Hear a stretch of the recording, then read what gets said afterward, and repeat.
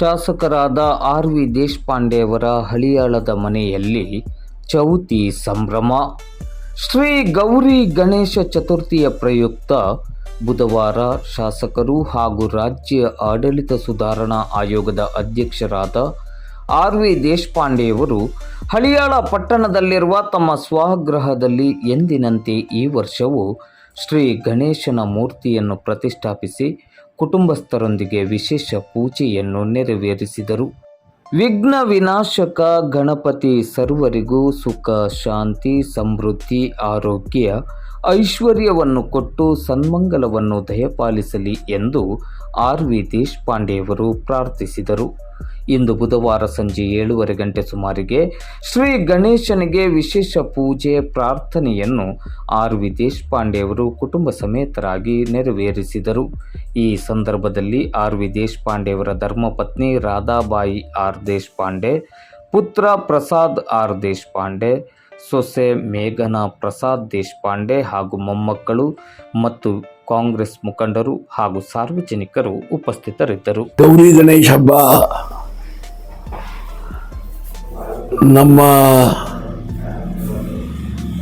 ಒಂದಿಷ್ಟಿಂದ ದೇಶದ ನಾಡಿನ ಹಬ್ಬ ಅಂತ ಹೇಳಿದ್ರೆ ತಪ್ಪಾಗೋದಿಲ್ಲ. ಶ್ರೀ ಗಣೇಶ ದೇವರು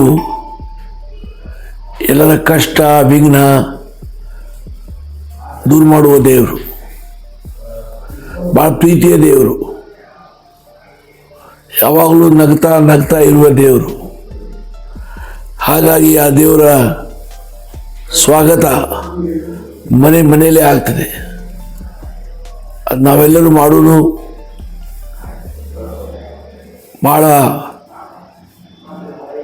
ವಿಜೃಂಭಣೆಯಿಂದ, ಪ್ರೀತಿ ವಿಶ್ವಾಸದಿಂದ, ಕಾನೂನು ವ್ಯವಸ್ಥೆ ಗಮನದಲ್ಲಿಟ್ಟುಕೊಂಡು ಗಣೇಶನ ಹಬ್ಬ ಆಚರಿಸಲಿ. ಗಣೇಶ ಗೌರಿ ದೇವರು ಎಲ್ಲರಿಗ ಸುಖ, ಶಾಂತಿ, ಸಮೃದ್ಧಿ ಕೊಡಲಿ. ಜನರಲ್ಲಿ ಪ್ರೀತಿ ವಿಶ್ವಾಸ ಬೆಳಲಿ, ನೆಮ್ಮದಿ ಇರಲಿ. ನಮ್ಮ ಭಾರತ ರಾಷ್ಟ್ರದ ಕನ್ನಡ ನಾಡಿನ ಕನ್ನಡ ಮಾತೆಯ ವೇಗದಿಂದ ಅಭಿವೃದ್ಧಿ ಆಗ್ತಾ ಇದೆ. ಅದು ಇನ್ನೂ ಹೆಚ್ಚಾಗಲಿ, ಅದಕ್ಕೆಲ್ಲರೂ ಸಹಕರಿಸಲಿ ಅಂತ ಹೇಳಿ ಗಣೇಶ ದೇವರಲ್ಲಿ, ಗೌರಿ ದೇವಿಯಲ್ಲಿ ಪ್ರಾರ್ಥನೆ ಮಾಡ್ತೇನೆ. ನಮಸ್ಕಾರ.